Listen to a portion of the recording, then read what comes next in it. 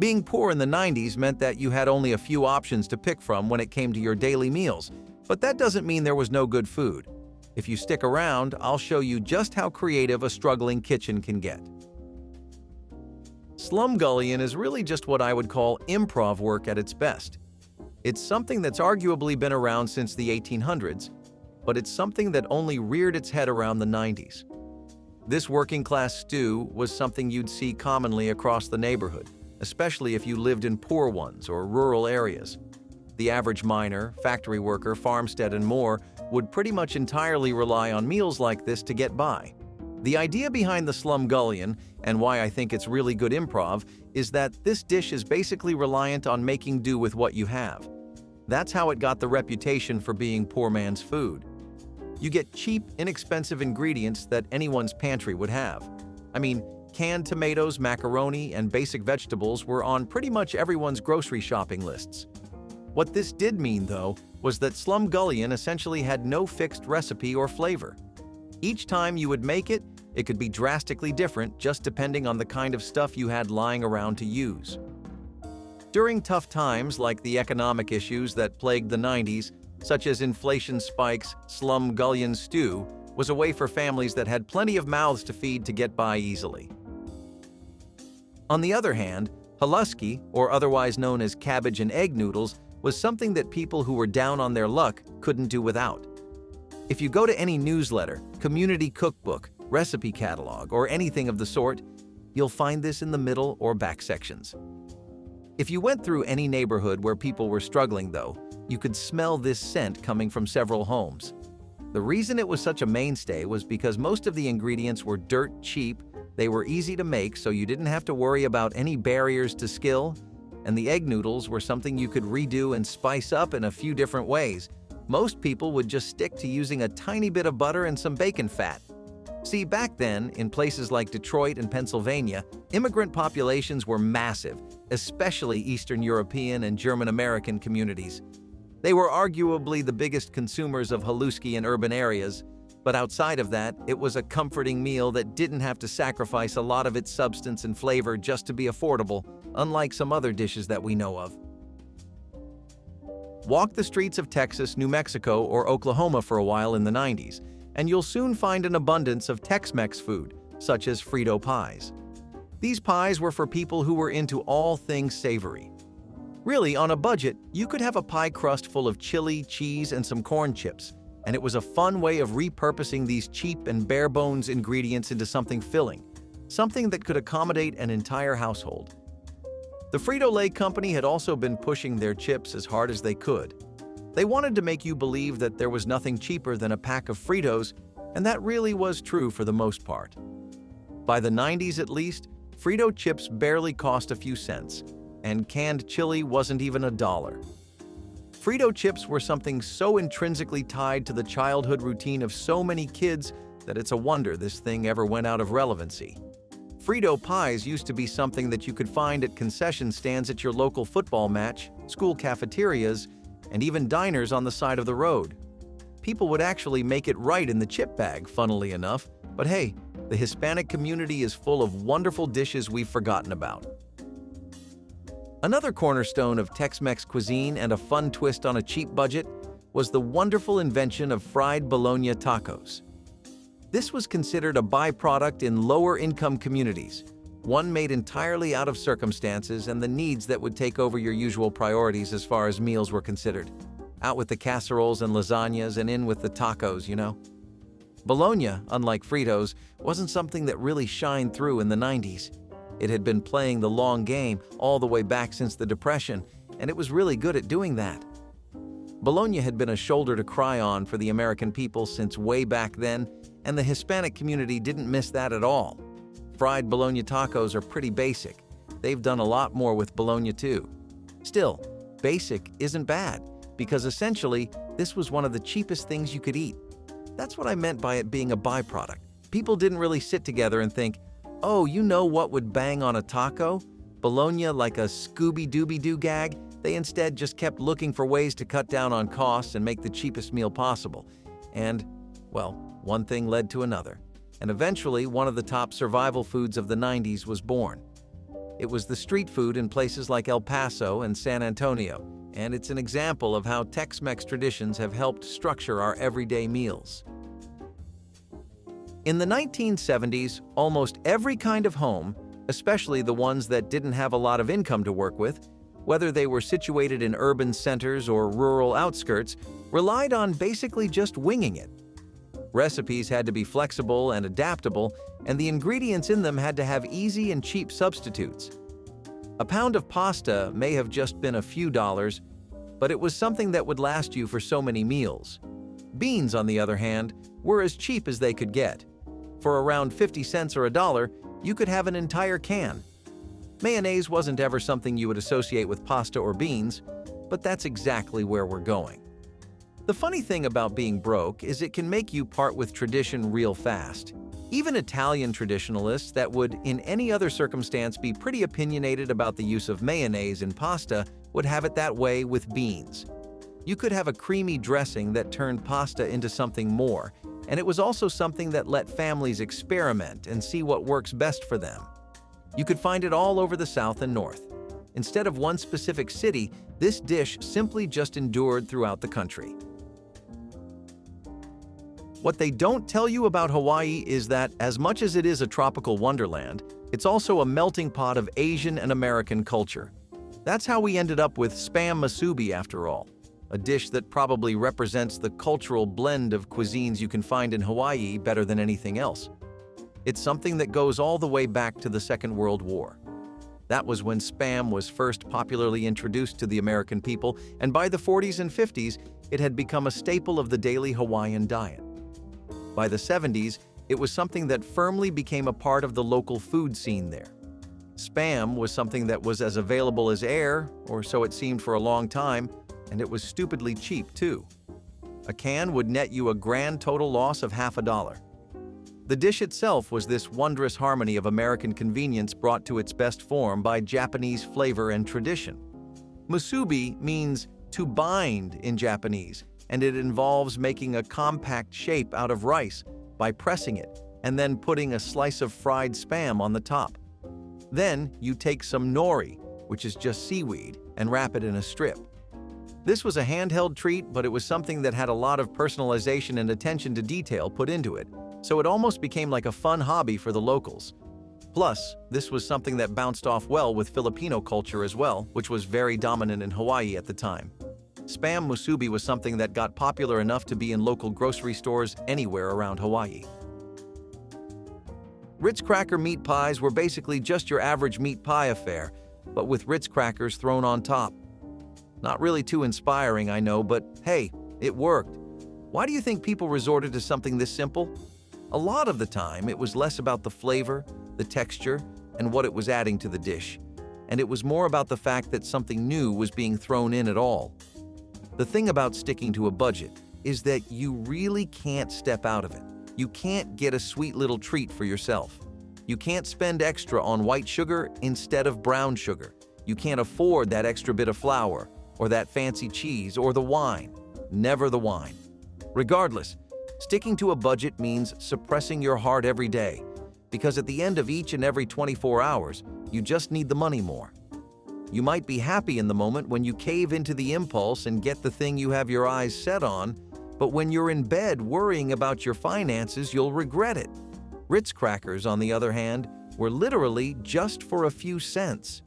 What harm could that cause? What could it do? Not only did it work as a breakfast option with toast or tea, but it also worked amazingly as a substitute for breadcrumbs. On meat pies, it was something that helped give them a crispier crust and edge, which honestly made a world of difference to people who were deeply bored of meat pies by the 90s. In the 90s, in that overwhelming decade of innovation, a lot of new things were coming to light. Cracker crust pizza was one of them, and it kind of follows the same concept as slumgullion stew, where the idea is to really just use whatever's on hand to make do. This was something that was a frugal twist on an all-time favorite. See, households had the idea to ditch the yeast and the entire waiting process.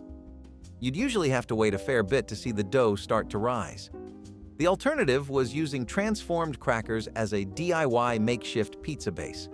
A box of crackers was something that literally did run you only 50 cents, and a can of tomato sauce and the most affordable cheese in the mart were also inflicting any serious damage on your budget. The dish was something that helped deal with the effects of inflation, which was honestly the biggest reason why families had to resort to meals like this. Minimal ingredients and almost no preparation time meant that cracker crust pizzas became an accessible way to get your pizza cravings fixed.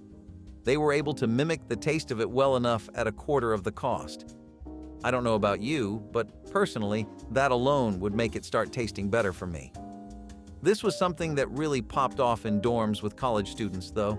They'd get up to cheap pizza nights on a first-year student's budget that way. Hot dog hash is something that takes the timeless American hot dog and mixes it in with alternative ingredients that won't put you in a tight spot. Hot dogs were always one of the most cost-effective sources of protein you could ever get for yourself. A multi-pack would go for less than $1, and what else did you really need to make hot dogs? Some cheese, onions, and maybe a few bits of bacon or olives? The dish was something that showed how innovative the working-class kitchen really could be. Hot dogs were something you would always imagine and place at, like a ball game, a busy street corner in a commercial area, or just a family night. It's not something people have as a serious filling meal, but that's really what was being done here. Families would dice these sausages up, fry them with potatoes, spice blends, and onions, and make a hash that would essentially be one of the best breakfasts you could eat for yourself on a budget. Hot dog hash was something that was deeply popular in suburban neighborhoods across the Midwest and Northeast, especially when periods of inflation would get so bad that it would be hard to even afford a typical hot dog. If you ever wanted to see something that was an honest testament to our potential for culinary creativity during economically stressful times, you need only look at poor man's lasagna, a beloved classic that comes with ingredients you can get from anywhere. This helped families keep themselves afloat while also giving them familiar tastes that they couldn't really have anymore. Like I said, living on a budget is something that you really just can't ever step out of. That also means that a lot of what we call culture and tradition, such as our foods, recipes, ways of life, and hobbies, all of that may become pretty inaccessible or outright impossible. It might just be too expensive, you know? So here, instead of expensive lasagna noodles, most homes use these really raggedy, broken strands of spaghetti or egg noodles, and these would basically be just for a few cents. The cheeses and sauce were also really limited. Normally, you see loads of cheeses with lasagna, but this time around, there was only one or two in a jar of tomato sauce that pretty much was the only thing you could go for when it came to a base. To help bulk the dish, people would often throw in mushrooms, vegetables, or even some layers of bread. It was an attempt at a lasagna, and it often came pretty close, or at least close enough that no one cared about the difference. By now, you must have gotten an idea of how resourceful home cooks across America can be, especially the ones who were in immigrant communities. A lot of the ones in coastal cities made do with what they could get as well, and with canning, a lot of coastal options like canned sardine fried rice became largely available to people. It was a creative and economical way to spice up sardines, which, well, let's be honest, isn't anyone's idea of a good time. What sardines are good at being is a cheap thrill, though, and Sia was right. You really didn't need a dollar bill to have fun if this is what you were going for. A long shelf life made it a pantry staple that a lot of homes could aspire to, and rice was simply a carb that helped bulk up any dish. Putting both of them together often made the perfect lunch. Speaking of immigrant communities, this is probably a perfect time to talk about mujadara, which was one of the best things we ever got from the Middle East.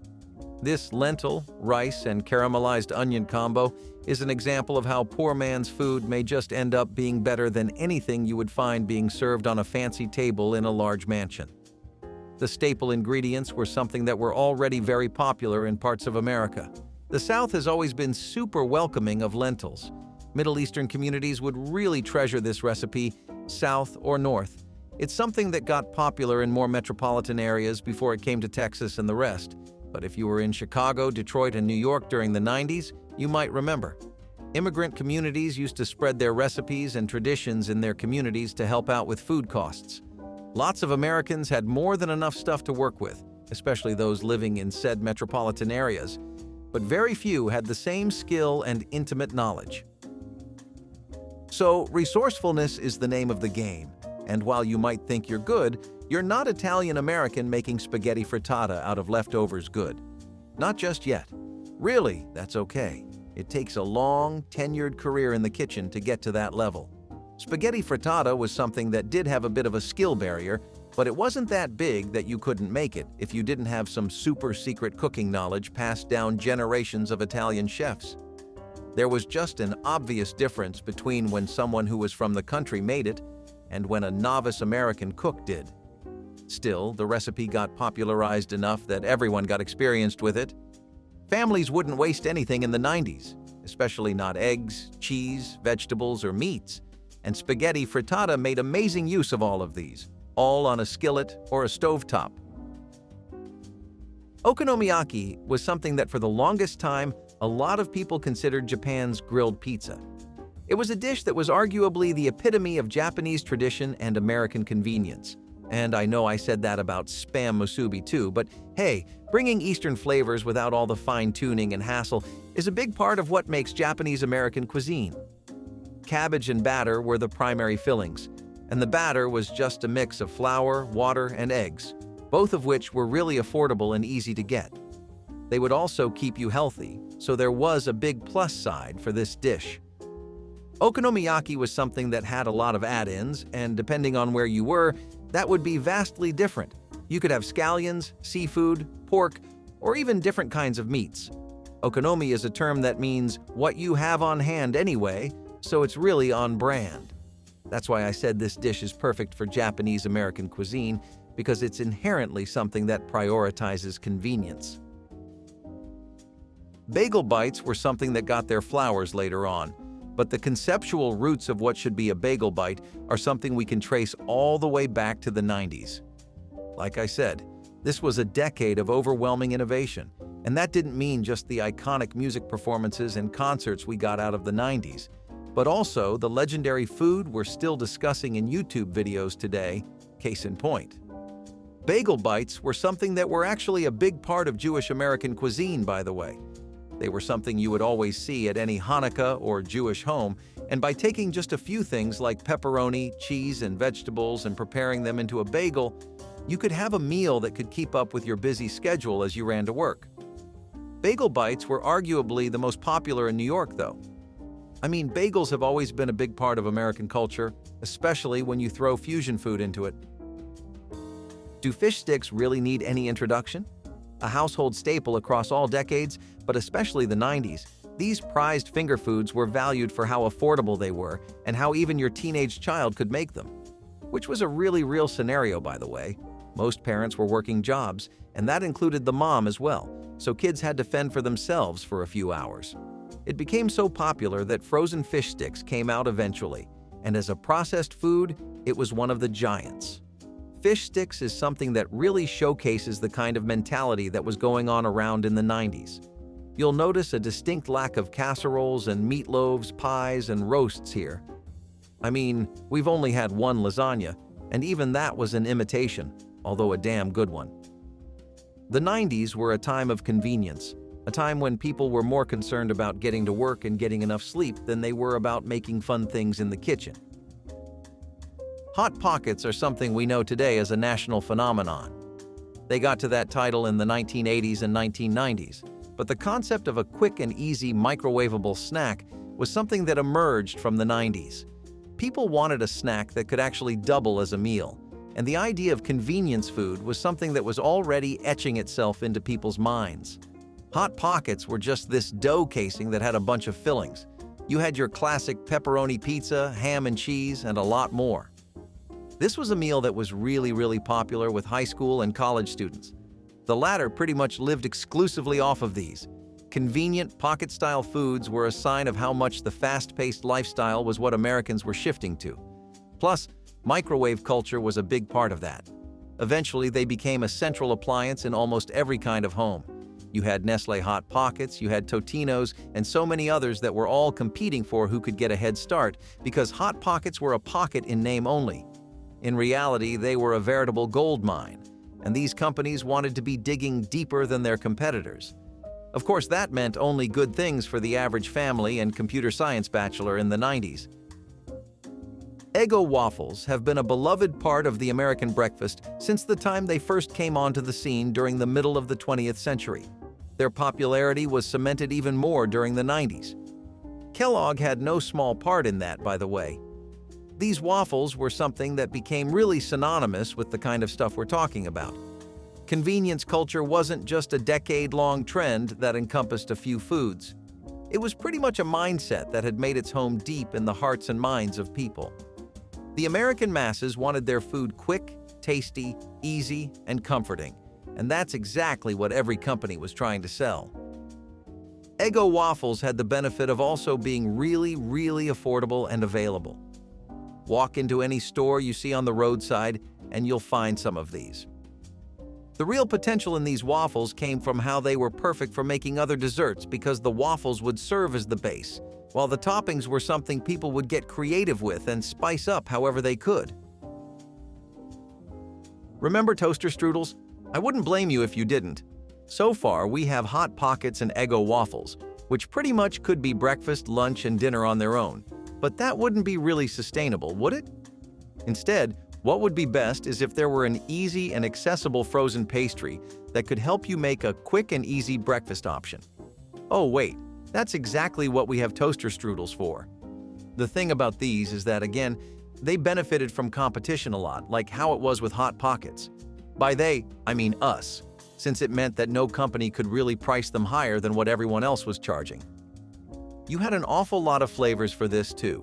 You had strawberry, blueberry, apple, and vanilla, and they'd even throw in a neat little icing packet so that you could drizzle it on top. In times like the inflation spikes that were so common throughout the 90s, small and cheap comforts like this made the difference between a bad day and a good one. The versatile appeal of these also meant that even children could enjoy them, which was honestly really great since it was something that could fit everyone's palate. Totino wasn't just known for their Hot Pockets. They were also known for their pizza rolls. In fact, I'd say that's what most of their reputation was built on. Totino's pizza rolls were a big part of the snack culture that was going around in America throughout the later half of the 20th century. It was something that families loved, students relied on, and kids couldn't get enough of. The one caveat to this was that you had to have an oven or a microwave, which kind of meant that only a specific part and class of the country could ever get to enjoy these. If you did have them, though, you might remember all the different kinds of flavors they had. Here's the thing, they were actually different. Each roll had its own distinct personality and flavor profile. Like, the difference between a Totino sausage-flavored pizza roll and a sausage-flavored roll from anywhere else was actually decently surprising. The quick preparation also meant that it was the perfect kind of thing for working families. Uncrustables were basically the 90s equivalent of Lunchables. These were arguably the pinnacle of convenience in terms of what you could expect out of the frozen food aisle. Everything I've talked about in the video so far, the need for faster, easier food, the reliance on what was convenient, microwaves, technology advancing, and canning becoming a thing, all of that is here. It was literally developed with the intention of simplifying snack time so that people who had a really on-the-go lifestyle could enjoy whatever they needed whenever they needed it. They had pre-made peanut butter and jelly sandwiches, and they were really just $3 or $4 for an entire pack.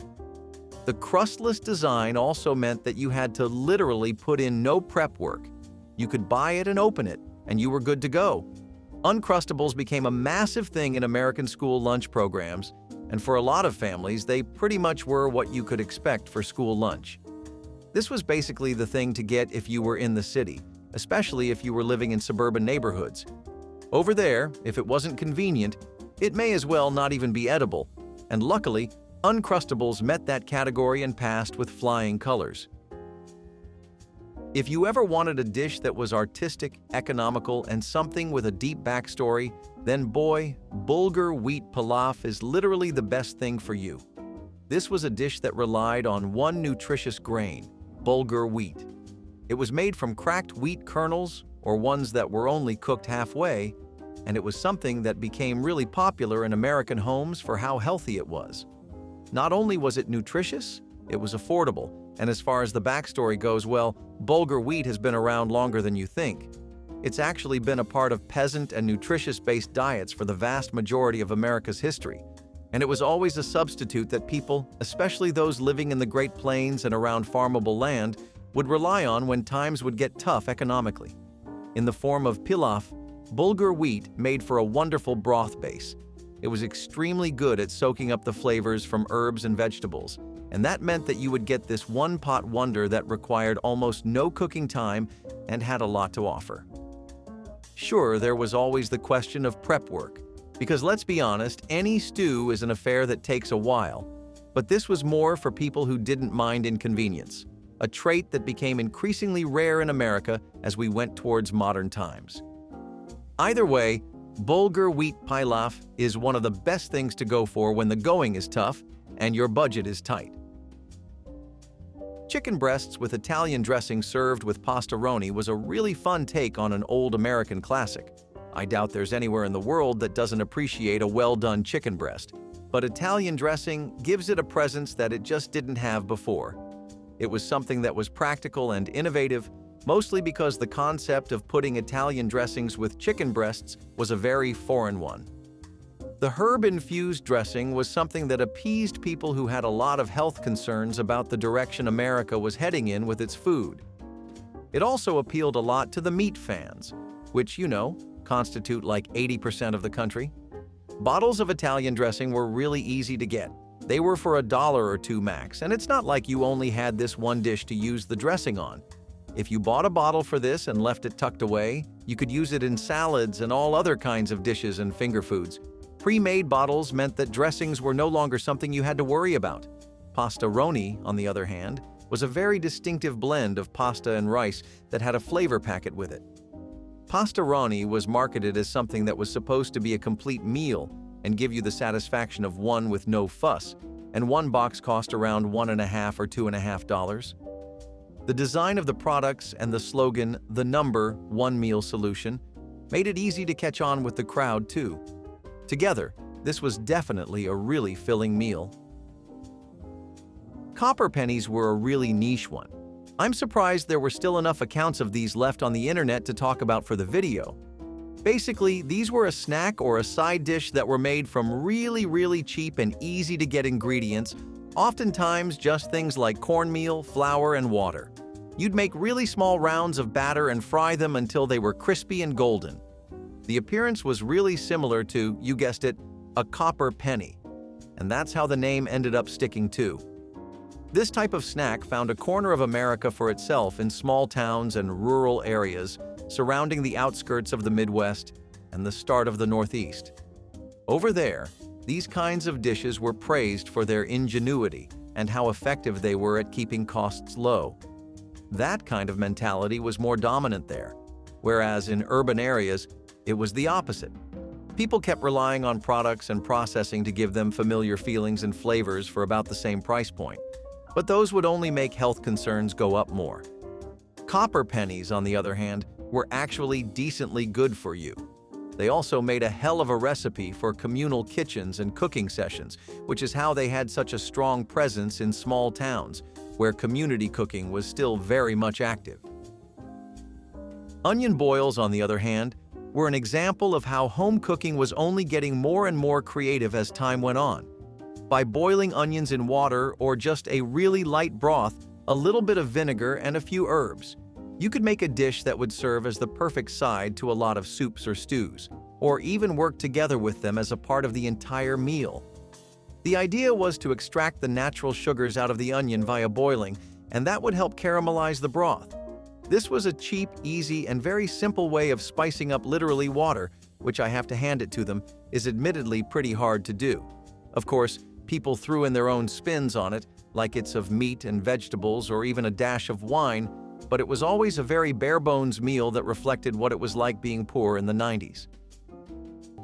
Corned beef and cabbage offers a cultural touchstone in school menus, particularly around St. Patrick's Day, providing a festive and educational meal. This dish involves slow-cooking corned beef in a spiced brine until it is tender, then adding chunks of cabbage that cook until just tender. absorbing the rich flavors of the meat. Corned beef and cabbage is not only a nod to cultural heritage, but also a balanced meal, offering a good mix of protein and vitamins from the cabbage. In school settings, this dish serves as a special menu item that can educate students about international cuisine while providing a nutritious and flavorful meal. Its preparation, while requiring more time than some other dishes, is relatively straightforward and can be executed with basic kitchen equipment, making it feasible for special occasions in schools. Fatback. Just the name sounds delicious, right? Wrong. Fatback is basically just a slab of pure pig fat. This cut of pork was often used to flavor dishes or rendered into lard for cooking. In times of scarcity, fatback was a valuable ingredient because it added flavor and richness to otherwise bland meals. You could fry it up to make crispy bits or use the rendered fat for cooking just about anything. Fatback is the unsung hero of many Southern dishes, providing that extra bit of flavor that makes everything taste better. However, in today's world of lean meats and health-conscious eating, fatback hasn't quite kept up. It's the kind of thing that makes dietitians shudder, but still holds a nostalgic place in the hearts of many. While it's not as popular as it once was, fatback remains a key ingredient in traditional Southern cooking, and for good reason, it's delicious. Minted lamb with jelly brings together the rich, robust flavors of roasted lamb with the refreshing zest of mint jelly, making it a quintessential British dish often featured during spring and Easter celebrations. The long-standing tradition of pairing mint with lamb dates back to medieval England, where the herb's sprightly flavor was used to complement the lamb's slight gaminess. The preparation typically involves roasting a leg or shoulder of lamb seasoned liberally with salt, pepper, and often aromatic garlic and rosemary, ensuring the meat is juicy and tender. The mint jelly, a blend of mint, sugar, and vinegar, offers a sweet and tangy counterpoint that enhances the meat's deep flavors. This dish exemplifies the classic British culinary technique of marrying robust meat with a vibrant, acidic condiment to create a balanced and satisfying dining experience. Zucchini panzanella salad, an adaptation of the classic Italian bread salad, began to capture the attention of American food enthusiasts in the late 1990s. This version introduces zucchini and robust Italian bread, grilled to perfection, tossed with ripe tomatoes, red onions, and fresh basil, all dressed in a balsamic vinaigrette. The innovation lies not just in the ingredients, but in the method of preparation that emphasizes the grilling of vegetables and bread to enhance their flavors before combining them with the dressing. This approach not only maximizes the textures and flavors, but also aligns with a growing preference for grilled foods. The salad's popularity grew as it became synonymous with summer dining, often featured in outdoor meals and barbecues where a light yet satisfying dish was required. Potato patties are a creative and delicious way to utilize leftover ingredients, transforming simple mashed potatoes into something special. Mixed with eggs and a little flour to help bind them, seasoned with salt, pepper, and often additional flavors like finely chopped onions or herbs, these patties are then shaped into rounds. The next step involves pan-frying them in a little oil until each side turns golden brown and crispy, creating a delightful contrast to the soft interior. Each batch can be made efficiently, serving many students without requiring extensive cooking time. They can be featured as a vegetarian entree or a side dish, complemented by various dips and sauces that enhance their flavor. This versatility makes them an invaluable addition to the school menu. Hoppin' John is a Southern classic made with black-eyed peas, rice, and pork, often flavored with onions, garlic, and spices. This dish was traditionally eaten on New Year's Day for good luck and prosperity, with the peas representing coins and the greens often served alongside representing dollars. Some recipes use ham hock, fatback, country sausage, or smoked turkey parts instead of bacon. A few use green peppers or vinegar and spices. Hoppin' John was a hearty, comforting dish that's perfect for feeding a crowd on a budget. It was a one-pot wonder that brings together simple ingredients in a delicious way. However, despite its tasty credentials, Hoppin' John hasn't quite made it to the top of the culinary charts. It's a dish steeped in tradition, but not one that has a big presence in today's trendy food scene. That said, it's still a beloved dish in the South and a tasty way to start the new year. Tornados Rossini is an indulgent reflection of haute cuisine, named after the gourmet aficionado and renowned composer Gioacchino Rossini. Crafted by the legendary chef Auguste Escoffier in Paris, this dish features a medallion of beef tenderloin, cooked in butter and crowned with a slice of sumptuous foie gras. Resting on a crouton that soaks up the juices, the tornados is lavished with a rich Madeira demi-glace that's infused with truffles and finished with butter, then garnished with fresh truffle slices. The preparation of this dish demands precision. The beef tenderloin seared to perfection, the foie gras just melting, and the sauce richly coating each component. Tornados Rossini not only showcases the luxury of its ingredients, but also the skill in combining them to deliver a dish that is as opulent in taste as it is in history. Introduced during the late 1980s as American interest in Asian cuisine surged, pineapple ginger chicken stir-fry represents a fusion that captures the essence of both American and Asian tastes. This dish combines juicy, sautéed chicken pieces with sharp ginger and sweet pineapple, delivering a dish that bursts with contrasting flavors.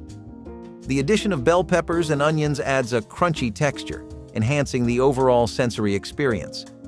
The use of ginger, not only for its flavor but also for its reputed health benefits, coincided with a growing American fascination with healthier eating options. It exemplifies how global ingredients were becoming more accessible in local supermarkets, enabling home cooks to explore international recipes with ease. The taco salad, which emerged as a popular dish in American cuisine in the 1960s, is a notable example of Tex-Mex culinary fusion. The typical taco salad starts with a crunchy tortilla bowl filled with lettuce, seasoned ground beef, shredded cheese, diced tomatoes, and black olives, finished with dollops of sour cream and salsa. This dish illustrates the adaptability of Mexican cuisine to American tastes, incorporating more cheese and sour cream than traditional Mexican salads. Taco salads became particularly popular in the 1980s, often served at gatherings and potlucks due to their customizable nature, which allowed guests to tailor the toppings to their preferences. Taco salad's popularity also coincided with a growing interest in more casual dining experiences at home, where families and friends could interact in more relaxed settings. Duck à l'orange marries the deep, rich flavors of duck with the sharp zestiness of oranges, a culinary duo dating back to the Renaissance, though it gained popularity in Paris in the early 20th century. This classic dish features roasted duck with a skin crisped to perfection, paired with a sweet and tangy orange sauce made from fresh orange juice, sugar, vinegar, and sometimes Grand Marnier. To perfect duck à l'orange, meticulous attention is paid to rendering the fat from the duck skin, ensuring it crisps up beautifully to contrast with the juicy meat beneath. The sauce is usually prepared separately and reduced to a luscious syrup, then drizzled over the duck just before serving to preserve its bold, vibrant flavors. This dish masterfully balances the rich, natural fat of the duck with the bright, acidic notes of citrus, showcasing refined culinary techniques. Chitlins, or chitterlings, are not for the faint of heart. We're talking pig intestines. Yep, you heard that right. These were cleaned, boiled, and sometimes fried up as a delicacy. Well, more like a necessity. Chitlins were a way to make sure no part of the animal went to waste, especially during lean times. They were also sometimes filled with forcemeat to make sausage, and intestines from other animals, such as cow, lamb, goose, and goat, were also used for making chitterlings. This strange delicacy was a traditional food of the southern United States that spread nationwide with the Black migration. These were taken off our dinner tables for better or worse. It's the kind of dish that makes you appreciate how far food has come and perhaps makes you grateful for modern refrigeration and food safety standards. Salisbury steak was incorporated into school menus in the 1960s, providing a hearty and appealing option. Named after Dr. James H. Salisbury, who advocated a meat-centric diet, it features ground beef mixed with eggs, breadcrumbs, and spices, shaped into patties and simmered in gravy. This method of preparation allows for bulk cooking, ideal for school settings where efficiency and volume are necessary. Salisbury steak offers significant nutritional value with its high protein content, making it a satisfying meal that supports the physical needs of growing students. The gravy not only adds flavor, but also keeps the patties moist and appealing throughout the serving period. Its rich flavor and tender texture have made it a favorite among students, ensuring it remains a popular choice in school cafeterias. Powdered milk in school cafeterias serves as a practical alternative to fresh milk, particularly valued for its extended shelf life and lower cost. This dehydrated dairy product is reconstituted by adding water. Powdered milk is often used not only as a beverage, but also as an ingredient in various recipes, from baked goods to mashed potatoes, enhancing their calcium and protein content.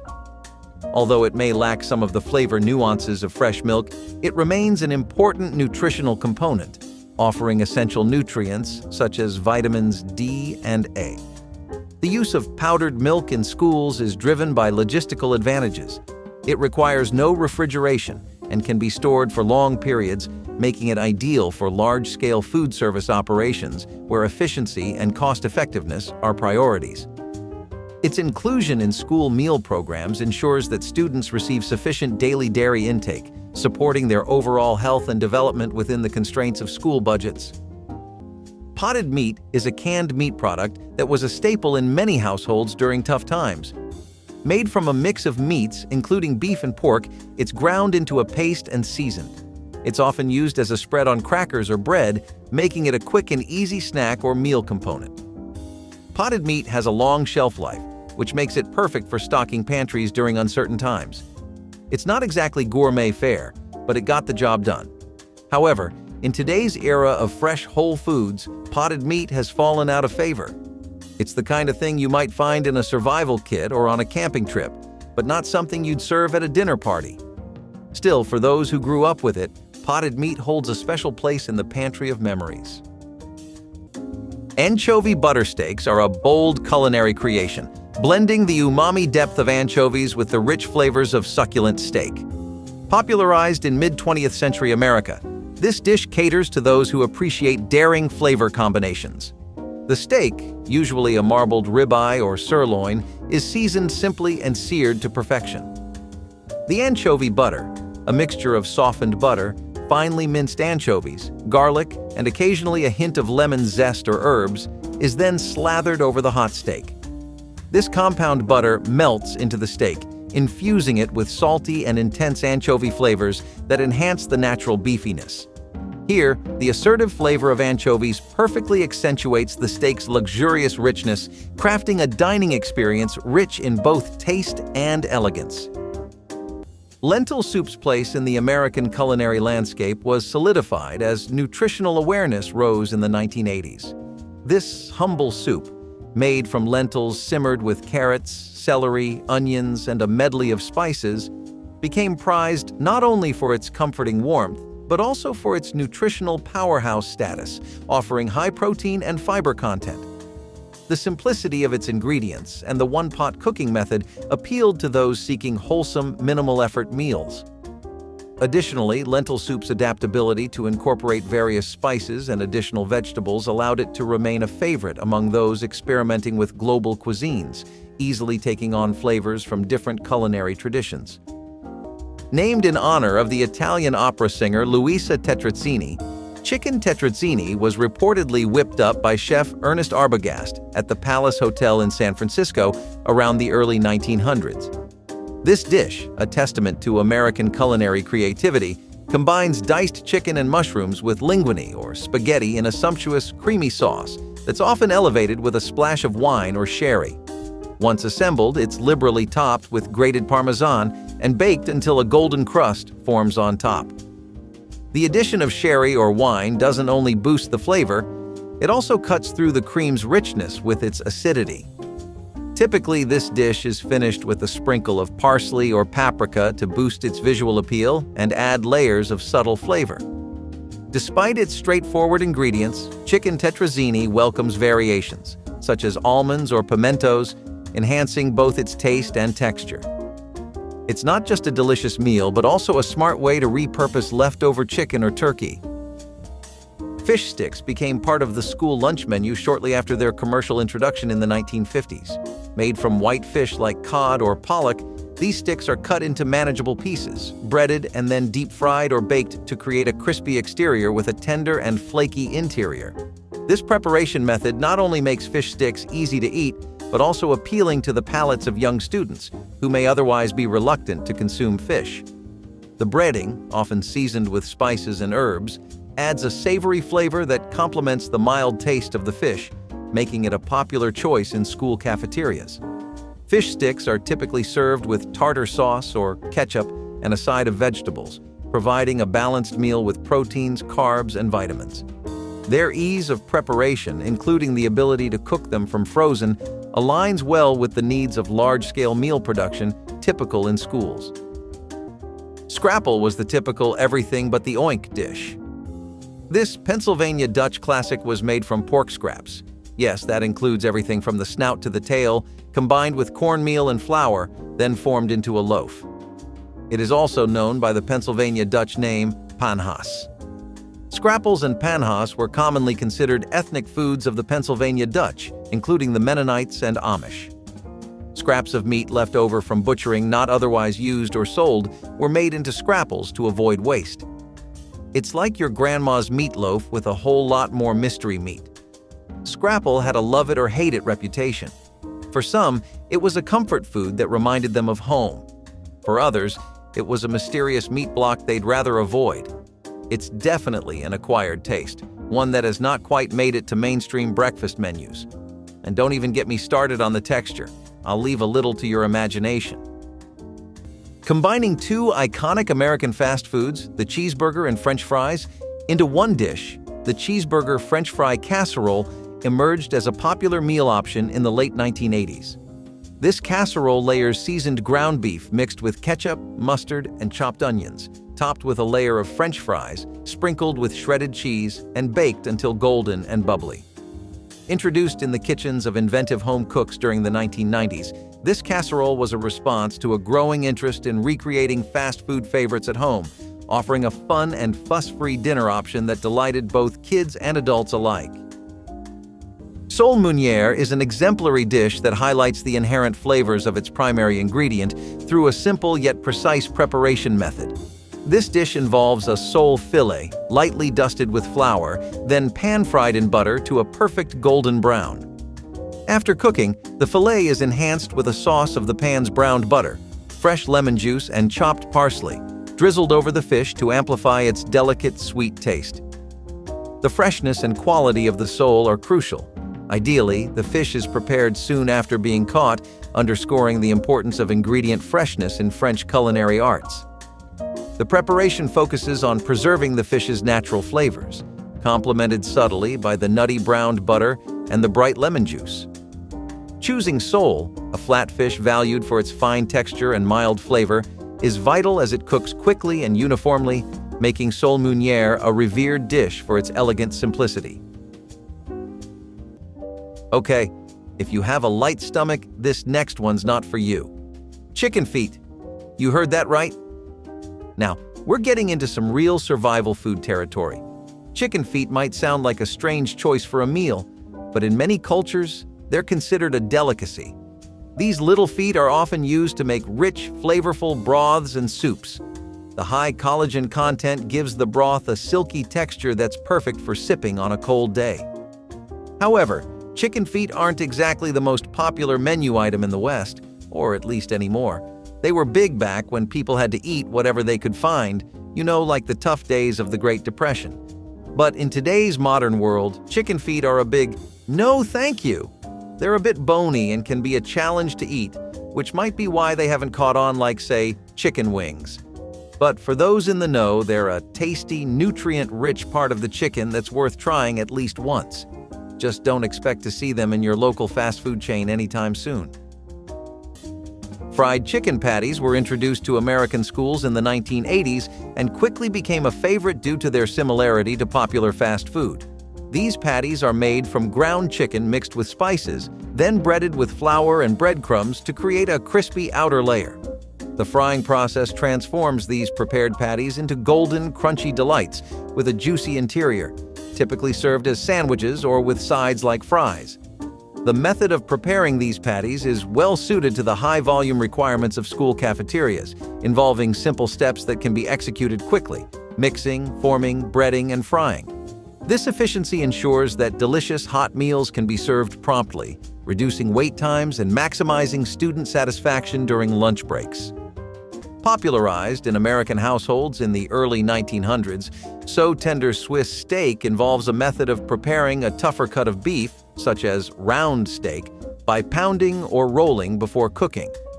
This tenderizing process, known as Swissing, lends the dish its name, although it has no connection to Switzerland. Traditionally, the steak is browned, then slow-cooked in a rich tomato and onion gravy, allowing the flavors to meld and the meat to become fork-tender. This dish showcased an economical approach to cooking during the Great Depression, providing a delicious solution for less desirable cuts of meat. The preparation of Swiss steak often became a Sunday dinner ritual, where its slow cooking could proceed alongside family activities, making it an integral part of the family dining experience. Veal Prince Orloff is a lavish dish that captures the essence of French-Russian culinary elegance, named after the Russian diplomat Prince Orloff, who resided in France during the 19th century. Created by the renowned French chef Urbain Dubois, it aims to impress with its sophisticated layering and flavors. The dish features slices of roasted veal loin alternated with layers of sautéed mushrooms and onions, with slices of Mornay sauce-enriched eggplant interspersed throughout. It is then crowned with more Mornay sauce, baked until bubbly and golden. This intricate preparation not only showcases the delicate flavors of veal, but also the creamy texture of the Mornay sauce, making it a dish that stands out in both taste and presentation. Tripe is the edible stomach lining of cows, and it's one of those ingredients that makes you go, "Really?" But in many cultures, tripe was a beloved dish, often cooked in soups and stews. Here's the thing. These poverty foods weren't just about using the cheapest ingredients available. They were about resourcefulness and respecting the entire animal.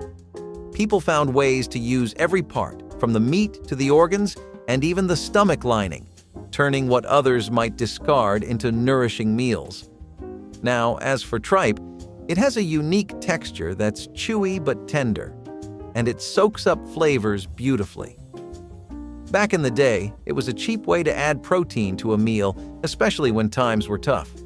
It's the kind of dish that takes some getting used to, both in terms of taste and texture. Today, tripe is more likely to be found in ethnic cuisine than on the average American dinner table. It's one of those foods that hasn't quite stood the test of time, but it still has a loyal following among those who appreciate its unique qualities. Here we go. Pizza first appeared in American school cafeterias in the late 1950s, tailor-made to appeal to children with rich, savory toppings such as pepperoni and sausage. Originally from Italy, this beloved dish was transformed in the U.S. with hearty, high-fat ingredients, providing a quick and satisfying student meal. Assembled with hand-stretched dough, slathered with tomato sauce, and layered with mozzarella and meats, the pizza is baked at high temperatures. This process melds the flavors and textures into a delicious offering with a crispy crust and a melted cheese topping. The combination of carbohydrates, protein, and fats met the nutritional needs of busy school environments efficiently, making pizza a consistent hit among students who relished the comforting taste and filling nature of each slice. Bacon cheddar potato skins epitomize the fusion of simple ingredients into a beloved American bar snack. This dish, which emerged prominently in the culinary scene during the 1970s, utilizes russet potatoes known for their thick skin and starchy content, making them ideal for baking and frying. The preparation involves halving the potatoes and scooping out most of the flesh, leaving about a quarter-inch attached to the skin. The hollowed-out skins are then baked or deep-fried until crisp and golden. Once crisped, these skins are stuffed with generous amounts of sharp cheddar cheese and crisp, crumbled bacon. The cheddar is chosen for its melting properties and strong flavor, which pairs well with the smoky bacon.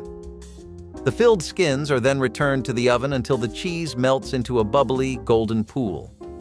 The dish's widespread popularity helped elevate the status of the potato from a simple side dish to a featured player in the culinary world. Rice pudding is a classic dessert that finds its way into school menus, beloved for its simplicity and comforting qualities. Made by slowly simmering rice in milk until the grains are tender, this pudding is sweetened with sugar and typically flavored with vanilla, cinnamon, or even a bit of citrus zest to elevate the dish's aroma and taste. The slow cooking process allows the rice to absorb the flavors and the milk to thicken into a rich, creamy texture. Rice pudding can be served either warm or chilled, making it a versatile option for different seasons and preferences. Its gentle, creamy texture and the mild, sweet flavor profile make it an excellent choice for a school dessert, offering a source of carbohydrate and calcium. Pot liquor is the savory, nutrient-rich liquid left over after boiling greens like collards, kale, or mustard greens. This flavorful broth was often sopped up with cornbread or drank straight from the bowl. It's packed with vitamins and minerals, making it a staple in many Southern households. In a world obsessed with bone broth and kale smoothies, you'd think pot liquor would be all the rage. But for some reason, it hasn't quite made the leap to the mainstream. Maybe it's the name, or maybe it's just too old-fashioned for today's palate. Either way, pot liquor is a delicious, nutritious throwback to a time when people didn't let anything go to waste. It's a dish that deserves a comeback, even if just for its health benefits. Rabbit stew is a beloved traditional dish in various cultures, renowned for its hearty and comforting nature. This stew typically features tender pieces of rabbit slow-cooked with onions, garlic, and aromatic herbs like rosemary or thyme, which subtly enhance the mild flavor of the rabbit.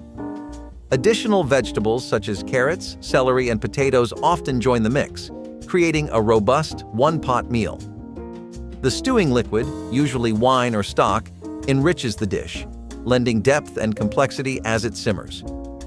Rabbit meat, known for its leanness and delicacy, benefits greatly from the slow cooking process, becoming incredibly tender and infused with the rich flavors of the broth and vegetables.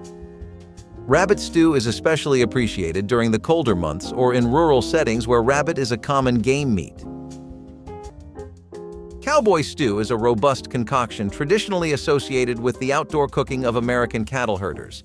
This dish typically includes a base of ground beef or other meat, combined with a hearty blend of potatoes, onions, beans, corn, and tomatoes, stewed in a richly seasoned broth. The stew's origins are rooted in the practical needs of cowboys during cattle drives across the American West, requiring meals that could be cooked in a single pot over an open fire. Cowboy stew's durability and popularity among outdoor workers underscore its role in the folklore of the American frontier. The recipe's evolution over time incorporated local and available ingredients, showcasing the stew's flexibility and the improvisational skills of those who made it. Aspic glazed meatloaf is an example of mid-20th century American cuisine that combines traditional meatloaf with a gelatinous aspic topping. This dish reflects a period when aspic, a savory jelly made from clarified meat broths and gelatin, was popular in the culinary world for its ability to preserve and enhance the presentation of dishes.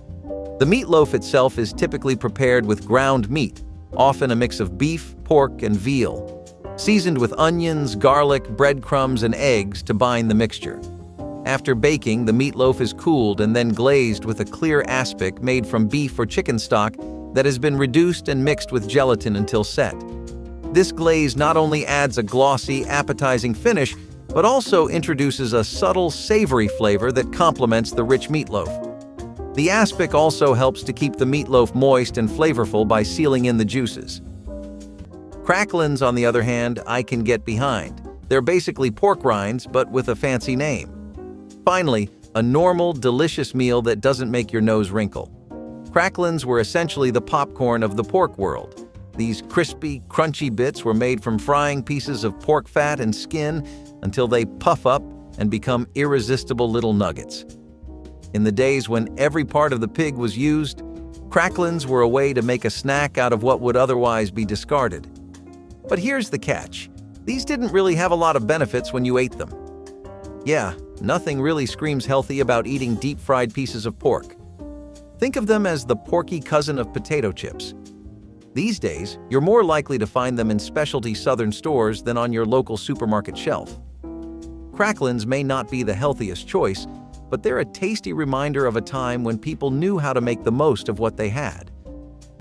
Tater tots were born out of innovation in 1953 by the founders of Ore-Ida Golden and Francis Neefy Grigg.